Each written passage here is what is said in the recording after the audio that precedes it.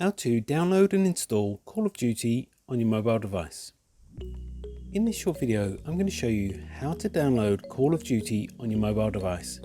But before I do that, please don't forget to like this video and subscribe to my channel. Okay, so I'm going to be showing you how to download and install Call of Duty on an Android device, but the process will be very similar for other devices. So first, head over to the Play Store. Next, tap on the search bar in the top of the screen. Then do a search for Call of Duty.